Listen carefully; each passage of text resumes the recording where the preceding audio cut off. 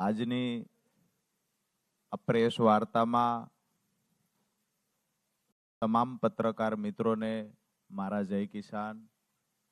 ખાસ કરી અહીંયા મંચસ પર બિરાજમાન ભારતીય જનતા પાર્ટીના મહામંત્રી અનિરુદ્ધભાઈ દવે, સાથે જ માન્ય ગોરધનભાઈ ઝડપિયા, માન્ય ભારતીય જનતા પાર્ટીના અગ્રણી વરદભાઈ બોગરા, પ્રદેશના મુખ્ય પ્રવક્તા ડોક્ટર અનિરુદ્ધભાઈ, અનિલભાઈ પટેલ, સાથે જ પ્રદેશ મીડિયા ઇન્ચાર્જ પ્રશાંતભાઈ વાળા, પ્રદેશ ઉપાધ્યક્ષ જયસિંહભાઈ સોલંકી, જયસિંહભાઈ ચૌહાણ, સાથે જ પ્રદેશ ઉપાધ્યક્ષ રસિકભાઈ પ્રજાપતિ અને અહીંયા મોટી સંખ્યામાં જ્યારથી હું જાહેર જીવનમાં આવ્યો ત્યારથી લઈ અને આજ દિવસ સુધી મને ક્યારેય એકલો નથી પડવા દીધો. ખંભે હાથ મૂકીને સાથે ઊભા રહ્યા છે એવા મારા ખેડૂત ભાઈઓ અને વડીલો.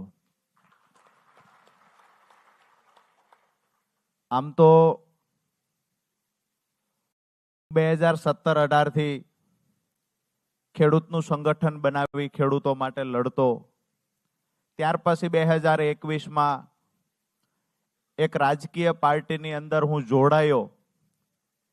એક સ્વપ્ન લઈને નીકળ્યા હતા કે અમારા ખેડૂતને કેવી રીતે સુખી સમૃદ્ધ બનાવી શકાય, કેવી રીતે ખેડૂતને ગામડાઓની અંદર જ વસવાટ કરી રહે, ગામડાઓ ભાંગે નહીં, ગામડા તૂટે નહીં, ખેડૂતનું મજબૂત સંગઠન બનાવી નાના મોટા ખેડૂતના પ્રશ્ન હોય તો એને વાચા કેવી રીતે આપી શકાય. આ સપનું જોઈ અને એક ચોક્કસ પાર્ટીની અંદર 2021માં જોડાયા કે અમારા ખેડૂતનો અવાજ બુલંદ બનાવી શકાશે.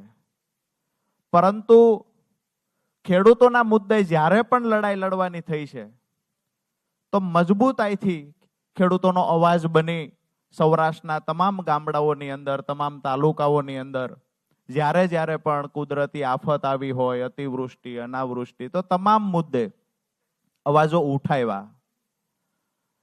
છેલ્લે જ્યારે હળદળવાળી ઘટના ઘટી, હું જેલમાં ગયો,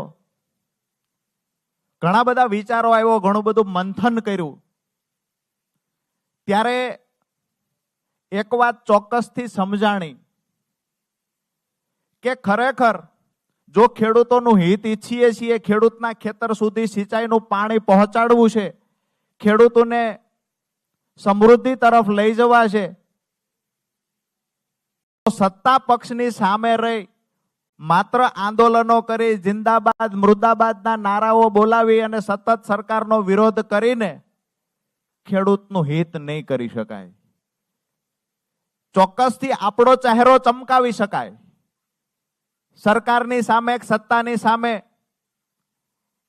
રોજે રોજ આંદોલનો કરી આપણો ચહેરો ચમકાવી શકાય, પણ જે લોકોની પીડા છે એ પીડાને કાયમી ધોરણે નિરાકરણ લાવવું હોય તો નિર્ણય સત્તામાં રહેલી પાર્ટીએ કરવાનો હોય છે. અને સત્તામાં રહેલી પાર્ટીને જ્યારે સામે બાયો ચડાવી, શિંગડા માંડી અને રજૂઆત કરવી અને ખેડૂતોનું હિત કરવા પ્રયત્ન કરતા હોય એવું દેખાડવું, એના કરતા મને એવું લાગ્યું ખેડૂતોનું જો હિત જ કરવું છે, દરેક ખેતર સુધી સિંચાઈનું પાણી પહોંચાડવું છે, તો ભારતીય જનતા પાર્ટીની સરકાર છે ને એની સાથે જોડાઈને મારા ખેડૂતોને સમૃદ્ધિ તરફ લઈ જઈએ.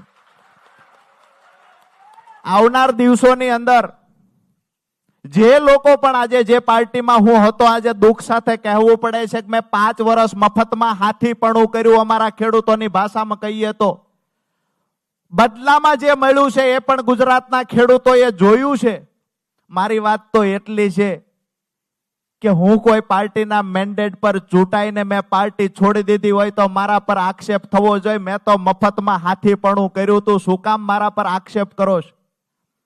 અમારા ખેડૂત સંગઠનને મજબૂત બનાવી આવનાર દિવસોમાં ખેડૂતોના જેટલા પણ પ્રશ્ન છે એને વાચા આપી અને આજ ભારતીય જનતા પાર્ટીની સરકાર પાસે ખેડૂતોના કામ થાય ને એ અપેક્ષા સાથે આજ ભારતીય જનતા પાર્ટીનો ખેસ ધારણ કર્યો છે.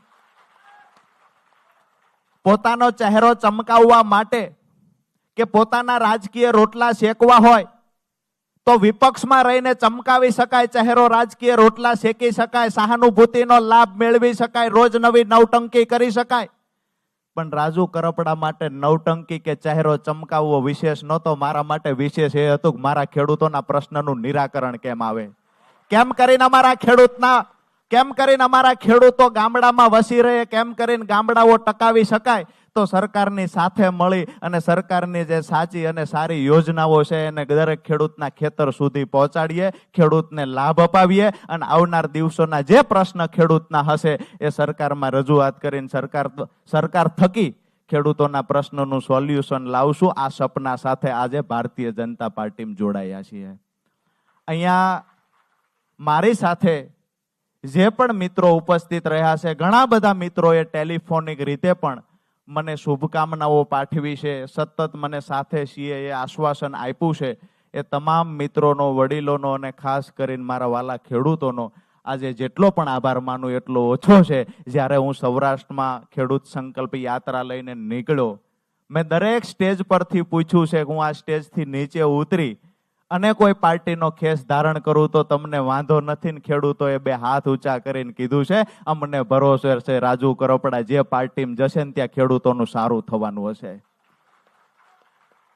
આટલા માટે આપ સૌનો હૃદયથી ફરી વખત આભાર માનું છું. અહીંયા મંચસ પર બિરાજમાન મહાનુભાવો જેને ઉમળકાભેર સ્વાગત કરી અને એક વડીલની ભૂમિકા અદા કરી, ખંભે હાથ મૂકીને કહ્યું છે કે જે લડાઈ હશે એ લડાઈમાં બધા સાથે મળીને લડશું ને ખેડૂતોનું ભલું કરશું. આપ સૌનો ખૂબ ખૂબ આભાર.